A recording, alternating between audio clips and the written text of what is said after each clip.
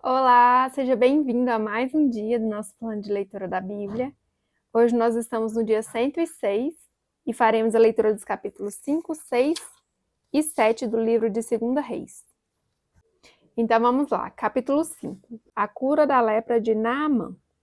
Naamã, comandante do exército do rei da Síria, era muito respeitado e honrado pelo seu senhor, pois por meio dele o Senhor dera vitória à Síria. Mas esse grande guerreiro ficou leproso. Ora, tropas da Síria haviam atacado Israel e levado cativo uma menina, que passou a servir a mulher de Naamã. Um dia ela disse à sua senhora: Se o meu senhor procurasse o profeta que estás em Samaria, ele o curaria da lepra. Naamã foi contar ao seu senhor o que a menina israelita dissera. O rei da Síria respondeu: Vá, eu darei uma carta que você entregará ao rei de Israel. Então Naamã partiu levando consigo 350 quilos de prata, 72 quilos de ouro e 10 mudas de roupas finas. A carta que levou ao rei de Israel dizia: Com essa carta estou te enviando o meu oficial Naamã, para que o cures da lepra. Assim que o rei de Israel leu a carta, rasgou as vestes e disse: Por acaso sou Deus capaz de conceder vida ou morte? Por que este homem me envia alguém para que eu o cure da lepra? Vejam como ele procura um motivo para se desentender comigo. Quando Eliseu, o homem de Deus, soube que o rei de Israel havia rasgado suas vestes, mandou-lhe essa mensagem: Por que rasgaste tuas vestes? Envia o homem a mim, e ele saberá que há profeta em Israel. Então Naamã foi com seus cavalos e carros e parou à porta da casa de Eliseu.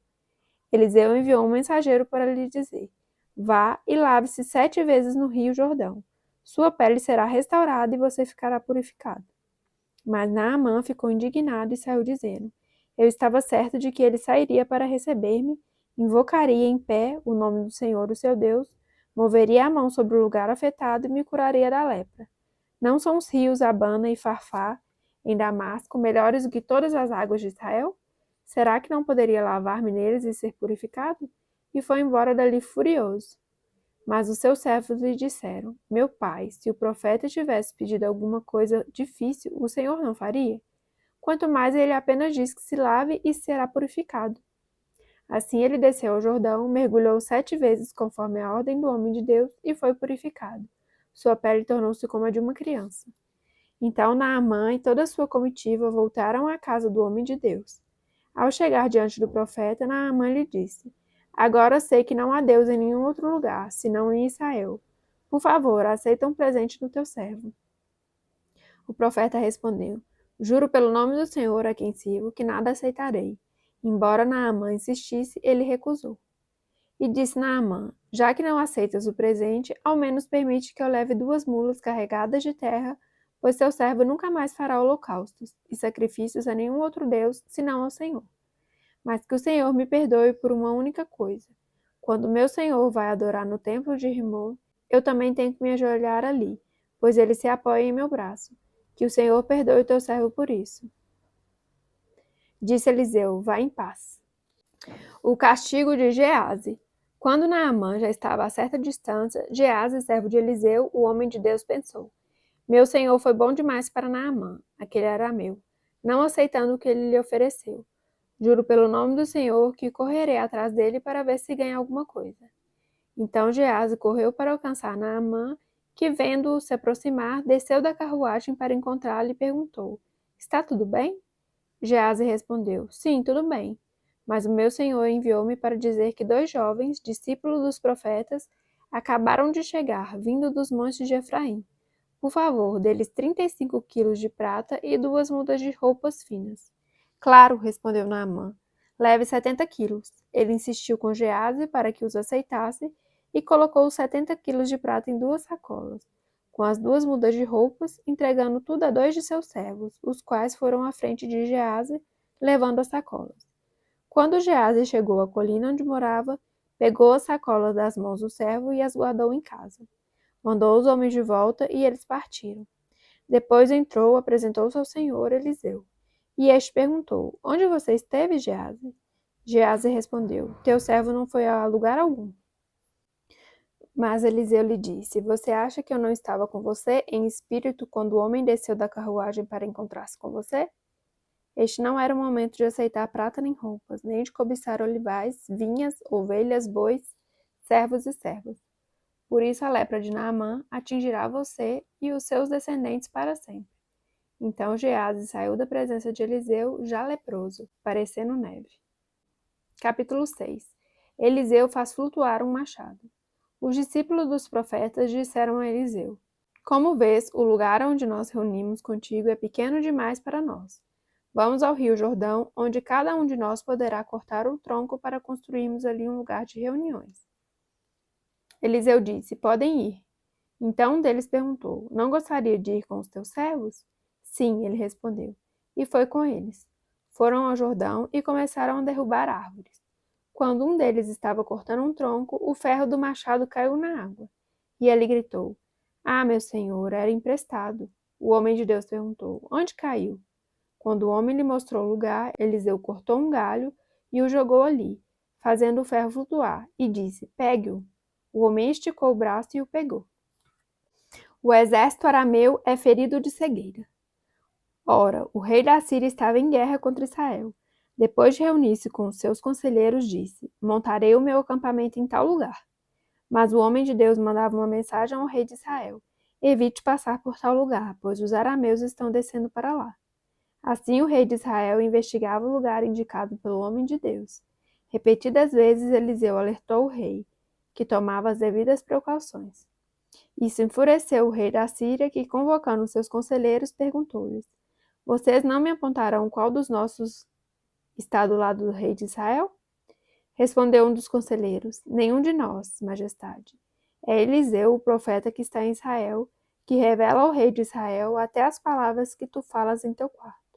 Ordenou o rei: Descubra onde ele está, para que eu mande capturá-lo. Quando lhe informaram que o profeta estava em Dotã, ele enviou para lá uma grande tropa com cavalos e carros de guerra. Eles chegaram de noite e cercaram a cidade. O servo do homem de Deus levantou-se bem cedo pela manhã e, quando saía, viu que uma tropa com cavalos e carros de guerra havia cercado a cidade. Então ele exclamou: Ah, meu senhor, o que faremos? O profeta respondeu: Não tenha medo. Aqueles que estão conosco são mais numerosos do que eles. E Eliseu orou: Senhor, abre os olhos dele para que veja. Então o Senhor abriu os olhos do rapaz, que o olhou e viu as colinas cheias de cavalos e carros de fogo ao redor de Eliseu. Quando os arameus desceram na direção de Eliseu, ele orou ao Senhor: Fere estes homens de cegueira. Então ele os feriu de cegueira, conforme Eliseu havia pedido. Eliseu lhes disse: Este não é o caminho, nem esta é a cidade que procuram.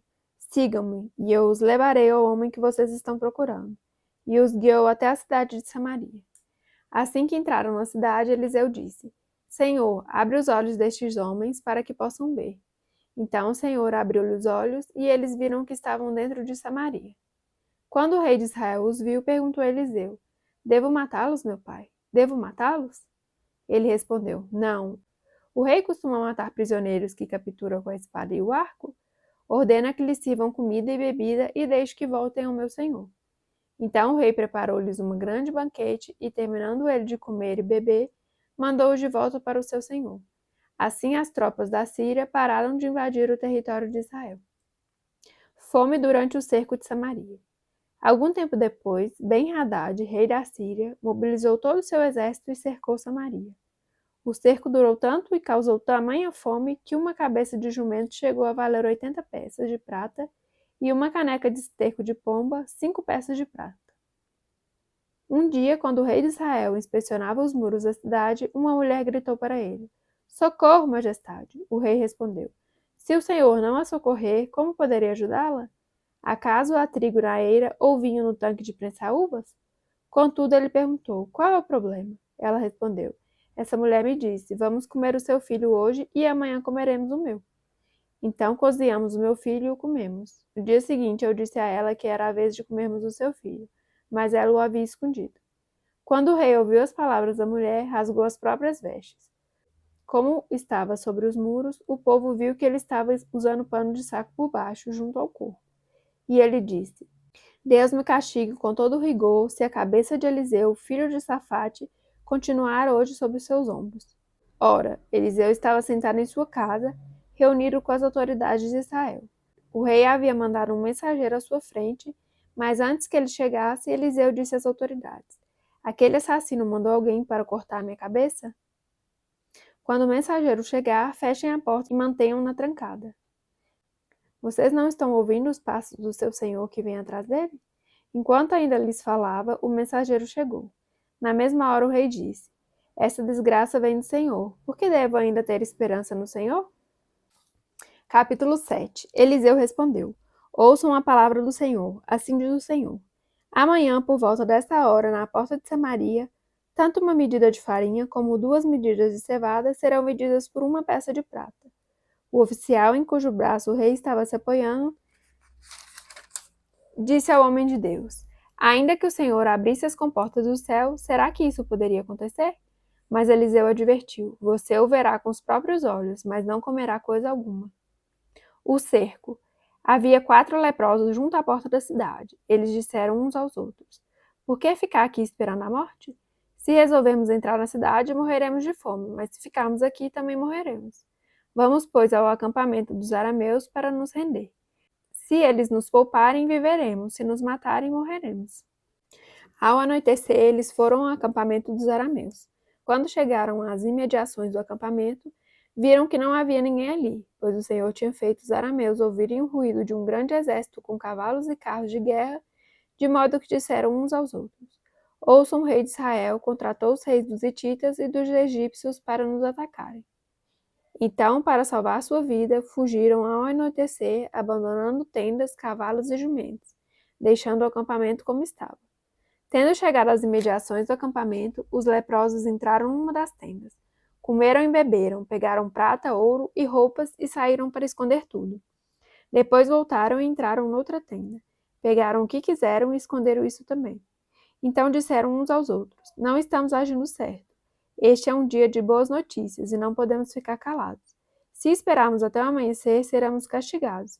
Vamos imediatamente contar tudo no palácio do rei. Então foram, chamaram as sentinelas da porta da cidade e lhes contaram. Entramos no acampamento arameu e não vimos nem ouvimos ninguém.